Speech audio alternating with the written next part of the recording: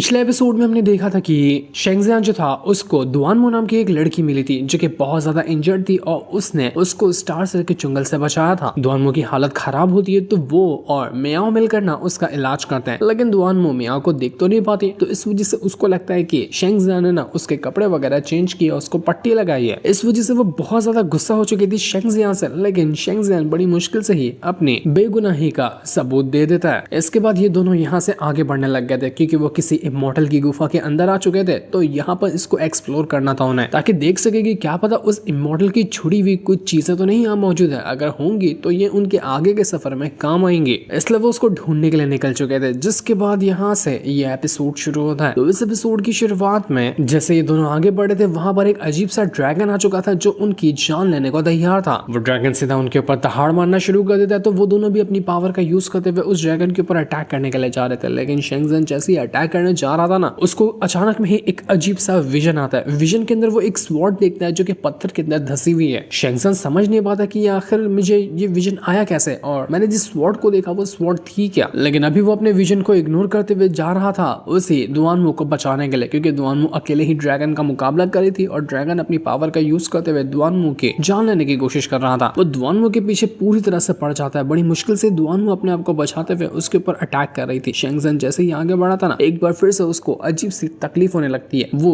जो स्वॉर्ड उसको नजर आई थी ना, अब उसको ऐसा लग रहा था कि वो स्वॉर्ड उसको अपनी तरफ खींच रही है। नजर आता है शेंगजियान को वही तालाब जिसके अंदर ना एक छोटी सी जगह पर कुछ चमक रहा था। शेंगजियान समझ जाता है कि जिस स्वॉर्ड को मैंने अभी अपने विजन के अंदर देखा है ना, वो इसी तालाब के नीचे मौजूद है और यही वो स्वॉर्ड है जिसको खास करके ये ड्रैगन ना प्रोटेक्ट कर रहा है। शेंगजियान दुआनमो से कहता है कि जहां तक मेरा ख्याल जाना है ना, कि वो स्वॉर्ड ही होगी जिसकी मदद से हम इस ड्रैगन को मार सकते हैं। तो हमें किसी भी हालत में वो स्वॉर्ड लेनी होगी ताकि उसका यूज करते हुए हम इस ड्रैगन की जान ले सके। दुआनमो हैरान, वो शेंगजियान से कहती कि तुम्हें कैसे पता चला कि यहाँ पर कोई स्वॉर्ड मौजूद है? मुझे तो बाहर से कोई स्वॉर्ड नजर नहीं आ रही। तो शेंगजियान कहता है कि मेरे पास अजूर ड्रैगन टेक्निक है ना, और यहाँ पर जितनी भी टेक्निक वगैरह मौजूद है वो अजूर ड्रैगन टेक्निक से मिलती जुलती है। इसी वजह से मेरे अजूर ड्रैगन टेक्निक ने ना उस स्वॉर्ड को सेंस कर लिया कि वो कहाँ पर हो सकती है, तभी तो मुझे उसके बारे में पता चला। शेंगजियान अपने अजूर ड्रैगन टेक्निक का यूज करते हुए उस ड्रैगन को मारने की कोशिश करता है। वो उसके ऊपर कई सारे अटैक करता है, लेकिन फिर भी कोई खास फायदा होता नहीं। दुआनमो भी इंप्रेस हो चुकी थी कि वाह, शेंगजियान के पास तो अजूर ड्रैगन टेक्निक है जो कि कमाल की टेक्निक है। शेंगजियान अपनी पावर का यूज करते हुए उसके साथ फाइट करता जा रहा था, लेकिन फिर भी वो ड्रैगन इतना स्ट्रॉन्ग था ना कि उसको मार पाना किसी के भी बस की बात नहीं लग रही थी। तो दुआनमो यहाँ पर शेंगजियान से कहती कि देखो, मैं इस ड्रैगन को ना हैंडल करती हूँ, तब तक के तुम जाओ तालाब के नीचे जाकर उस स्वॉर्ड को बाहर लेकर आओ और इस ड्रैगन को मुझ पर छोड़ दो। उम्मीद है कि जल्दी तुम ये काम करोगे और ऊपर आकर इस ड्रैगन को मारोगे। तो शेंगजियान तुरंत ही उस स्वॉर्ड को लाने के लिए निकल जाता है, तब तक कि दुआनमो अभी भी उस ड्रैगन से फाइट करने जा रही थी और इनका बैटल फिर से एक बार शुरू हो जाता है, जहां पर दुआनमो अपने सारा अटैक का यूज करती है। उसके बाद जितने भी खास तरह के सेलेस्टियल फॉर्मेशन वगैरह थे वो उनको यूज कर रही थी और उसकी मदद से वो यहाँ पर अपना फार फॉर्मेशन क्रिएट करते हुए ड्रैगन को मारने की कोशिश में लगी होती है। तब तक के दुआनमो को वहां पर छोड़कर शेंगजियान सीधा चला जाता है तालाब के नीचे ताकि उस स्वॉर्ड को हासिल कर सके। पर शेंगजियान के जाते साथ ही वो जो ड्रैगन होता है ना, वो और ज्यादा एग्रेसिव हो चुका था और उसके बाद तो और ब्रूटल अटैक मारता है वो दुआनमो के ऊपर। इससे होता यह है कि अब दुआनमो ढंग से उसके अटैक को नहीं रोक पा रही थी और कई सारे अटैक जाकर उसको लग जाते हैं, जिससे वो बुरी तरह से घायल हो चुकी थी। वो अपने आप को बचाने की कोशिश करती है, लेकिन उसको काफी ज्यादा चोट लग चुकी थी। दुआनमो कहती है कि लगता है इस ड्रैगन ने ना मुझ पे कुछ तरह की सील को लगा दिया है, जिसकी मदद से मैं अपनी 30% पावर को भी यूज नहीं कर पा रही हूँ। अगर ऐसा रहा तो मैं कुछ भी नहीं कर पाऊंगी और ये ड्रैगन मेरी जान ले लेगा। उधर शेंगजियान जल्दी जल्दी जहां पर उसको चमक नजर आई थी ना तालाब के अंदर, उसी ओर बढ़ना शुरू कर देता और किस्मत से उसको वहां पर वो स्वॉर्ड नजर भी आ जाती है जो कि तालाब के नीचे ही पत्थर के ऊपर फंसी हुई थी। पर जैसे शेंगजियान यहाँ पर आ रहा था, उसको पीछे कई सारे अटैक होते हुए नजर आते हैं। उसको पता था कि दुआनमो की हालत खराब होगी, उसको जल्दी करनी होगी, तो वो तुरंत ही उस स्वॉर्ड को उठाता है और उसको बाहर निकालने की कोशिश कर रहा था। वो पूरी ताकत के साथ स्वॉर्ड को घसीट रहा होता है, लेकिन स्वॉर्ड तो ऊपर आने का नाम ही नहीं ले रही थी। शेंगजियान तुरंत ही अपने अजूर ड्रैगन टेक्निक को यूज कर लेता है और अपने अजूर ड्रैगन को जैसे वो समन करता है ना, तो अजूर ड्रैगन की पावर की मदद से वो स्वॉर्ड को काफी हद तक के ऊपर खींच पाया था और वो स्वॉर्ड उसके हाथ में आ जाती है। इधर हम यहाँ पर दुआनमो को देखते हैं जो अभी भी ड्रैगन से फाइट करी थी, लेकिन अब वो यहाँ पर बिल्कुल अधमरी हो गई थी। अब उसके अंदर हिम्मत ही नहीं थी कि वो एक अटैक कर पाए। अटैक तो छोड़ो, वो ढंग से खड़ी नहीं हो पा रही थी। ऐसा लग रहा था कि अगर जल्दी कुछ नहीं किया गया ना, तो ड्रैगन उसको जान से मारा रहेगा। दुआनमो भी समझ चुकी थी कि शायद यही मेरा अंत है, मैं नहीं बचने वाली हूँ। पर जैसे वो यहाँ पर कुछ कर पाता कि इससे पहले तुरंत शेंगजियान बाहर आता और उसी स्वॉर्ड की मदद से ऐसा ब्रूटल अटैक देकर मारता उस ड्रैगन के ऊपर कि ड्रैगन दूर जाकर फेंका चुका था। और तब तक के शेंगजियान तुरंत ही गोद में उठा लेता है दुआनमो को। जहाँ उसने ड्रैगन की वाट लगाई, दुआनमो को गोद में उठाया और वो स्वॉर्ड भी अब उसके पास पास आकर उसके पीठ पर बिल्कुल एक बैग की तरह आकर अटक चुकी थी। मतलब कि अब शेंगज़ेन जब चाहे उस स्वॉर्ड का यूज कर सकता है। उसको एक कमाल की स्वॉर्ड मिल गई आगे के सफर के लिए, जो कि उसके उसी अज़ूर ड्रैगन टेक्निक से मैच करती है।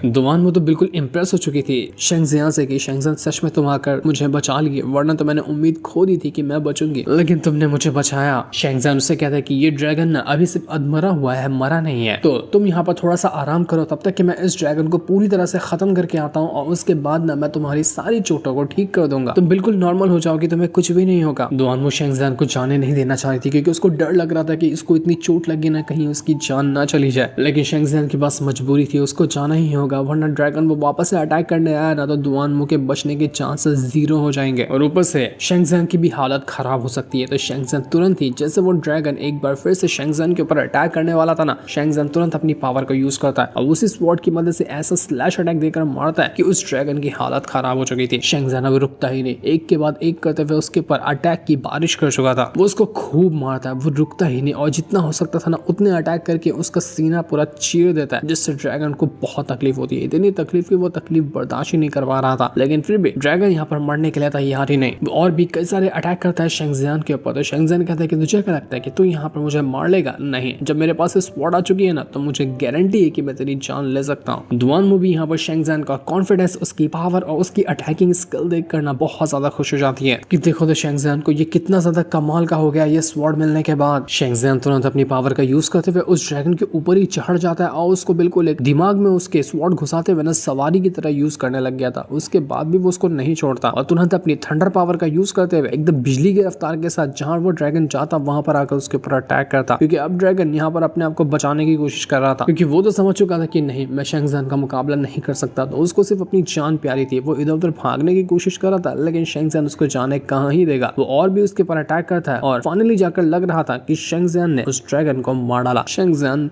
जीता और ड्रैगन की जान चली गई। तो ये होने के बाद शेंगज़ियान जो था ना वो दुआनमो के पास आता है। दुआनमो तो अभी भी उसी को देखे जा रही थी। वो इतनी ज्यादा खुश होती है शेंगज़ियान से कि मानो अब उसके प्यार में गिर चुकी है। पटा ही लिया आखिर शेंगज़ियान ने दुआनमो को अपनी थोड़ी सी पावर का जलवा दिखाते हुए। शेंगज़ियान दुआनमो से कहते कि लाओ, तुम्हारे पास वो दवा थी ना, वो दवा मुझे दे दो, मैं तुम्हारे ऊपर लगा दूंगा जहाँ जहाँ तुम्हें चोट लगी है। तो दुआनमो कहती कि देखो उसकी जरूरत नहीं है, यहाँ पर वो जो लोटस रखा हुआ है ना, अगर मैं उसकी एनर्जी को थोड़ा सा एब्जॉर्ब कर जाऊँ तो मेरी सारी चोटें ठीक हो जाएंगी, मैं उनके जरिए ही अपने आप को रिकवर कर लूंगी, तुम्हें दवा ववा लगाने की कोई जरूरत नहीं है। लेकिन बेचारी की हालत ऐसी खराब थी कि वो उस फायर लोटस तक भी नहीं पहुंच पा रही थी। उसकी हर एक कदम लड़खड़ा रहे थे और वो खड़े खड़े गिर रही थी। शेंगज़ियान जल्दी से उसके पास जाता है और उसको संभालने की कोशिश करता है। शेंगज़ियान उससे कहता है कि फिक्र मत करो, मैं तुम्हें ले जाता हूँ उस फायर लोटस की तरफ ताकि तुम उसको एब्सॉर्ब कर सको। शेंगज़ियान उसको एकदम टाइट गोद में उठाकर आगे बढ़ा था ना, तो दुआनमो उससे कहती है कि देखो देखो मुझे बार बार गोद में मत उठाओ, मैं चल लूंगी, ये मुझे अच्छा नहीं लग रहा। तो शेंगज़ियान उससे कहता है कि चल लोगी, मैंने देख लिया कि तुम कितना चल सकती है, तुम कुछ भी नहीं चल सकती, इसलिए मुझे तुम्हें गोद में उठाना ही पड़ेगा, वरना बोलो तो मैं यहीं पर तुम्हें छोड़ देता हूँ। दुआनमो के पास कोई जवाब नहीं था तो वो यहाँ पर कुछ कहती नहीं, और शेंगज़ियान उसको गोद में लिए हुए आगे बढ़ता जा रहा था। वो उससे कहता है कि देखो आगे लंबी ना खाई है, मुझे वहां पर कूदना होगा, तो मुझे एकदम से टाइट पकड़ लो, वरना तुम मेरे हाथों से फिसल जाओगी। तो दुआनमो उसको ऐसा ही टाइट पकड़ लेती है और शेंगज़ियान पत्थरों पे उछल कूद मचाते हुए ना उस लोटस की तरफ बढ़ रहा था। वो और टाइट पकड़ लेता है दुआनमो को और दोनों एक दूसरे को पकड़ते हुए आगे बढ़ते जा रहे थे, जहाँ शेंगज़ियान तो बिल्कुल पत्थरों पे उछल कूद मचाते हुए ना आगे बढ़ रहा था और उसको तो बस यहाँ पर दुआनमो देखे जा रही होती है। इसके बाद शेंगज़ियान लोटस के पास उसको लेकर आता है और उसे कहने लग जाता है कि देखो यहाँ पर वो फायर लोटस रखा हुआ है, जाओ और जल्दी से जितना होता है ना उतना इसको एब्सॉर्ब करके अपने आप को रिकवर कर लो, उम्मीद है कि ये चीज तुम्हारे काम आएंगी। तो दुआनमो धीरे धीरे करते हुए उस लोटस की तरफ बढ़ती है और वहां पर वो अपनी पावर को यूज करते हुए उस लोटस की एनर्जी को ना एब्सॉर्ब करने की कोशिश कर रही थी। वो शेंगज़ियान को ये भी बता रही होती कि फायर लोटस के अंदर ना इस तरह की मेडिसिनल प्रॉपर्टीज होती है जिसकी मदद से दुनिया की किसी भी तरह की चोट क्यों ना लगी हो, कितनी भी गहरी क्यों ना हो, वो ठीक हो सकती है। इसलिए तो मैंने तुमसे कहा कि छोटी मोटी जो दवा मेरे पास है ना उससे अब असर नहीं होगा, जो मेरी चोटें इतनी भारी है ना इस पर सिर्फ ये फायर लोटस ही असर कर सकता है। वो शेंगज़ियान से कहती है कि शेंगज़ियान तुम भी आओ ना, तुम भी इसकी एनर्जी को एब्सॉर्ब करो, तुम्हारी भी जो चोटें होंगी वो भी ठीक हो जाएंगे। तो दुआनमो और शेंगज़ियान दोनों की दोनों ना वहां पर बैठकर अपना कल्टीवेशन करना शुरू कर देते हैं। शेंगज़ियान यहाँ पर ये सोच रहा था कि कहीं ये फायर लोटस वो जो सिस्टर यूयू है उनकी भी स्पेशल एनर्जी को रिकवर करने में काम कर सकता है क्या, क्योंकि उन्होंने अपनी काफी सारी स्पेशल एनर्जी मुझे दी थी ना, तो अगर ये काम कर गया तो बहुत अच्छी बात होगी और वो ठीक हो जाएंगे। जाएंगे तो शेंगज़ेन वो जो फायर लोटस की एनर्जी एब्जॉर्ब कर रहा था ना, वो खुद एब्जॉर्ब नहीं करता बल्कि उसको अपने रिंग के जरिए अपने स्पिरिचुअल वर्ल्ड में भेजने लग जाता है ताकि यूयू और मियाओ भी उसका यूज कर सके। मियाओ तुरंत ही हेल्प करती है यूयू को रिकवर करने में और वो उसकी हेल्प की वजह से यूयू के अंदर ना काफी सारी स्पिरिचुअल एनर्जी जो थी वो फ्लोट करने लग जाती है। फायर लोटस की एनर्जी जा रही थी यूयू के अंदर और इस वजह से उसको बहुत अच्छा महसूस हो रहा होता है। उसकी हालत तो पूरी तरह से अभी भी खराब थी लेकिन फिर भी ये लोटस की एनर्जी उसको काफी ज्यादा हेल्प कर रही होती है।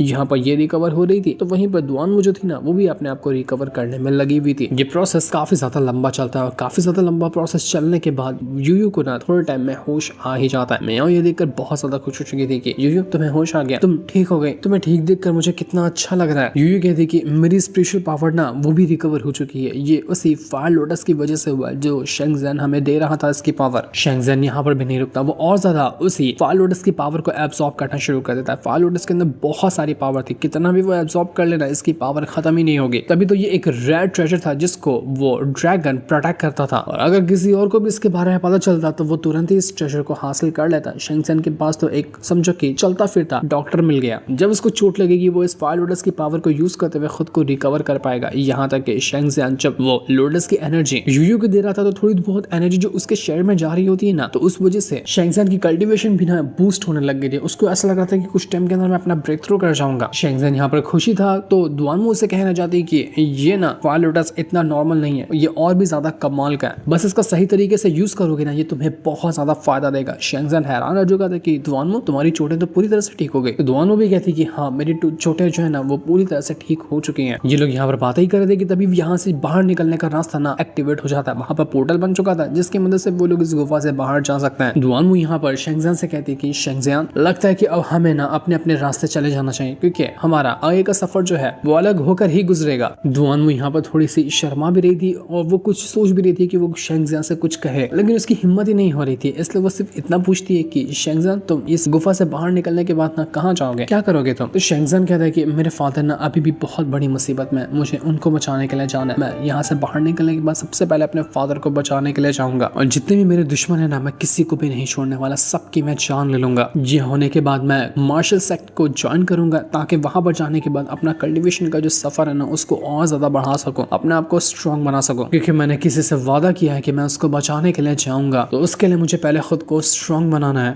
ये सुनकर दुआनमो थोड़ी सी उदास भी हो जाती है और वो आगे कुछ नहीं कहती क्योंकि उसको पता चल चुका था कि शेंगज़ेन के दिल में कोई और है। तो वो कहती कि वैसे तुम बताओगे कि तुम कौन से सेक्ट को ज्वाइन करने के बारे में सोच रहे हो? तो शेंगज़ेन कहता है कि ऐसा कुछ सोचा तो नहीं है, जो दिखेगा उसमें जाकर ज्वाइन कर लूंगा। तो दुआनमो कहती है कि हमारा ना ताइवू सेक्ट है जो कि बहुत ज्यादा स्ट्रॉन्ग है फाउंडेशन वगैरह क्रिएट करने में, मतलब कि कल्टीवेशन की बेस से लेकर आगे तक के बढ़ाने में हेल्प करता है। तो अगर तुम्हें बुरा ना लगे तो तुम हमारे सेक्ट को ज्वाइन कर सकते हो। तो ये सुनकर शेंगज़ेन कहता है कि अरे वाह ये तो बहुत अच्छी बात है, आप ताइवू सेक्ट से आती हैं तो ठीक है, मैं बिल्कुल आपको ढूंढते हुए जरूर आऊंगा और ताइवू सेक्ट को ज्वाइन करूंगा। ये लोग यहाँ पर बातें ही कर रहे थे कि तभी वहां पर वो जो ड्रैगन की लाश पड़ी हुई थी ना उसके अंदर से उसका बीस्ट कोर जो होता है बाहर निकल कर आने लगता है। इस कोर के अंदर बीस्ट की सारी एनर्जी होती है। तो शेंगज़ेन बीस्ट कोर को देखकर बहुत ज्यादा खुश हो चुका था कि अरे वाह ये तो बहुत ज्यादा कमाल की चीज है। शेंगज़ेन कहता है कि अगर मैं यहाँ पर इस बीस्ट कोर को पूरी तरह से एब्सॉर्ब कर जाऊँ ना तो इसके बाद मेरी कल्टीवेशन बहुत ज्यादा इंक्रीज हो जाएगी। लेकिन तभी बीस्ट कोर के अंदर से अजीब सी पावर निकलने लगती है तो दुआनमो सीधा उसको धक्का मारकर वहां से साइड कर देती है क्योंकि बीस्ट कोर के अंदर अजीब सा पॉइजन भरा हुआ था। इसको एब्सॉर्ब करने वाला इंसान यहाँ पर मारा जा सकता है। दुआनमो से कहती है कि शेंगज़ेन बिल्कुल संभल के, मुझे लगता है ना कि इस बीस्ट कोर के अंदर कुछ तो गड़बड़ है, इसके अंदर अजीब सा धुआं फैला हुआ है, हम नहीं जानते कि धुआं किस चीज का है। वो धुआं ना थोड़ा सा चला गया था दुआनमो के अंदर जिस वजह से वो बिल्कुल होश में ही नहीं होती है, उसको समझ ही नहीं रहा था कि उसके साथ हो क्या रहा है। दुआनमो जल्दी से अपने आप को वहां से साइड करती है क्योंकि उसको अजीब से ख्याल आ रहे थे, मतलब कि उसी तरह के ख्याल आ रहे थे, लेकिन वो ये कर तो नहीं सकती थी तो वो भाग कर जाती है और अपनी कल्टीवेशन करने बैठ जाती है ताकि वो जो धुएं का असर उसके दिमाग में चढ़ा है ना उसको कम कर सके, वरना धुएं की वजह से कहीं वो शेंगज़ेन के साथ कुछ गलत हरकत ना कर बैठे। मतलब कि बीस्ट कोर के अंदर तो ठरकियों वाला नशा भरा हुआ था।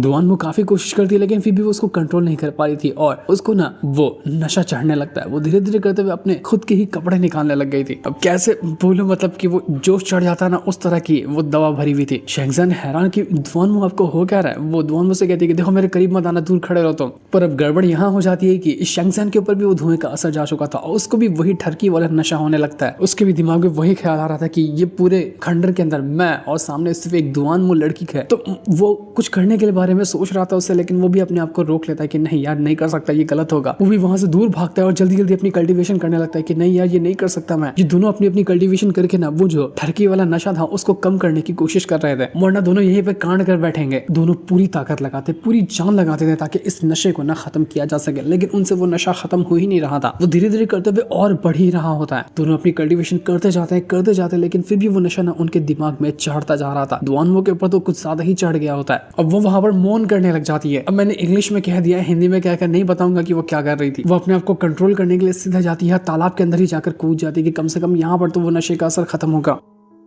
वो तो तालाब के अंदर जा चुकी थी। शेंगजान को भी लगता है कि नहीं यार, यहाँ पर तो कुछ काम नहीं हो रहा, तो मुझे भी तालाब के अंदर जाना चाहिए, जबकि उसको नहीं पता कि दुआनमो भी तालाब के अंदर गई है। तो वो भी जाकर सीधा तालाब के पास जाता है और जल्दी जल्दी अपने आप को ना हाथ मुंह धोने लगता है कि यार ये कौन सा नशा घुस गया अंदर, निकल मेरे अंदर से। इतना भी बड़ा ठरकी नहीं हूं मैं कि मैं ये सारे कांड कर दूं। लेकिन जैसे वो तालाब के पास आया था ना, दुआनमो भी उसके पास आ जाती है। अब वो उसके एकदम करीब होते ही जा रही थी। दुआनमो खुद को रोकने की कोशिश करती है लेकिन नहीं रोक पाती। अब वो उसके एकदम होठों के पास आकर पहुंच चुकी थी। वो उसके करीब होते जा रही थी। शेंगजान खुद को रोकने की कोशिश करता है लेकिन वो खुद को नहीं रोक पा रहा था। जितना वो दोनों एक दूसरे के दूर होने की कोशिश कर रहे थे ना, उतना ही ज्यादा वो एक दूसरे के करीब आते जा रहे थे। और यहाँ पर दुआनमो बस उसके और ज्यादा करीब होते ही जा रही थी। वो उसको इस तरह से पकड़ती है कि मानो वो यहाँ पर उसको किस करने वाली है। जैसे वो उसके करीब आ रही थी ना, शेंगजान भी यहाँ पर उसको पकड़ने की कोशिश करता है और वो भी उसको अपने तरफ खींच रहा था। अब लगता है कि यहाँ पर कांड हो जाएगा इन दोनों के बीच में। दुआनमो ने जब से बहुत कंट्रोल कर लिया और अब उसको यहाँ पर और कंट्रोल होता है नहीं। वो सीधा शेंगजान को किस करती है, कूद जाती है तालाब के अंदर। दोनों के दोनों किस करते हुए तालाब के अंदर आ चुके थे। और यहाँ पर आने के बाद भी दुआनमो जो थी ना, वो शेंगजान को नहीं छोड़ती बल्कि उसके और करीब होते ही जा रही थी। ये दोनों तालाब की गहराई में आ चुके थे और यहाँ पर छा जाता है अंधेरा। लेकिन मैं नहीं बताऊंगा कि अंदर हुआ क्या। आप लोग समझदार हैं, अक्लमंद को इशारा काफी होता है। अब हमें कुछ टाइम बाद का सीन दिखाया जाता है जहाँ पर शेंगजान जो था ना, वो बिल्कुल बेहोश था और दुआनमो तालाब के बाहर आ चुकी थी। उसको गुस्सा भी आ रहा होता है कि ये मैंने क्या कर दिया शेंगजान के साथ। उसका दिल तो कर रहा था कि वो शेंगजान की जान ले, लेकिन फिर उसको समझ में आता है कि गलती तो मेरी ही थी ना, मैंने ही शेंगजान को ये करने के लिए कहा था। मैंने तो पहले आगे बढ़ी थी उसके करीब, इसलिए गलती मेरी है। शेंगजान को मारकर मुझे क्या मिलेगा। लेकिन उसको गुस्सा इस चीज का आ रहा था कि वो जितनी प्योर थी ना, अब उसकी प्योरिटी खत्म हो गई। लेकिन वो शेंगजान को कुछ नहीं कहती। वो उसके पास आती है और उसको देखने लग जाती है कि शेंगजान तुम ठीक तो हो ना, तुम्हें कुछ हुआ तो नहीं। उसको गुस्सा लग भी रहा था और उसको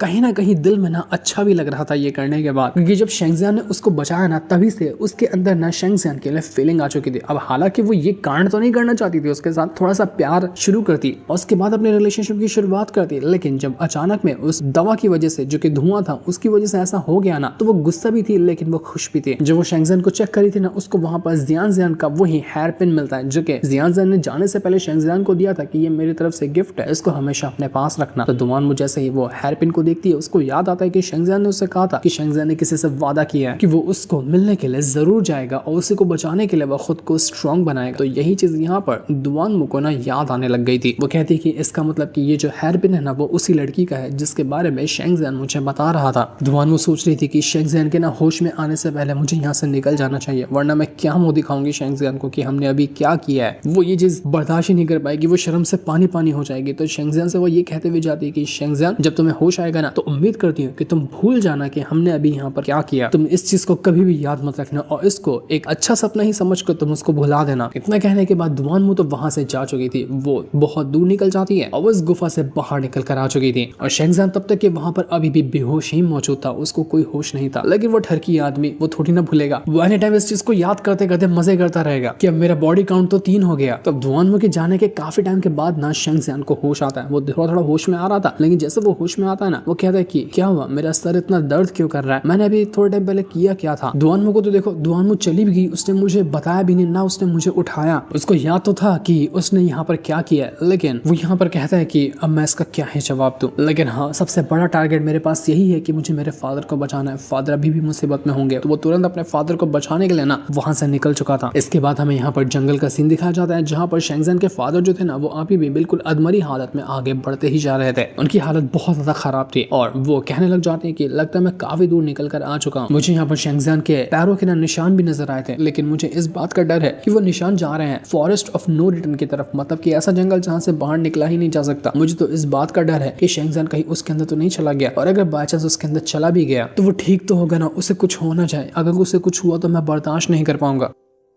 तो वो भी धीरे धीरे करते हुए उसी फॉरेस्ट ऑफ नो रिटर्न के अंदर जाने लग जाते हैं शेंगजियान को ढूंढते हुए। अभी उनकी ऐसी हालत में अंदर जाना तो बिल्कुल बहुत ज्यादा मुश्किल होगा उनके लिए, लेकिन शेंगजियान को बचाने के खातिर वो वहां पर जाते ही जा रहे थे। पर जैसे वो कुछ और अपने कदम आगे बढ़ाते हैं ना कि वहां पर पहुंच जाता है वही बंदा जो कि 3 बंदों को उस लेंतियान ने हायर किया था ना शेंगजियान उसके फादर को मारने के लिए। तो उसमें से एक चुड़ैल थी जिसको तो शेंगजियान ने मार डाला। तो अब ये दूसरा वाला बंदा था जो आकर पहुंच चुका था शेंगजियान के फादर के सामने और उसे कहते कि क्या हुआ अंकल, कहाँ भाग रहे हो, मिलोगे नहीं क्या मुझसे? अब तो शेंगजियान को किसी भी हालत में यहाँ पर पहुंचना ही होगा। अगर अब वो नहीं आया तो उसके फादर पक्का मरेंगे। लेकिन क्या शेंगजियान अपने फादर को बचा पाएगा इस क्रिटिकल सिचुएशन के अंदर से? वो तो हमें नेक्स्ट एपिसोड के अंदर ही पता चलने वाला है, जिस दिन को दिखाते हैं। साथ ही ये वाला एपिसोड यहीं पर एंड हो जाता है। Thanks for watching.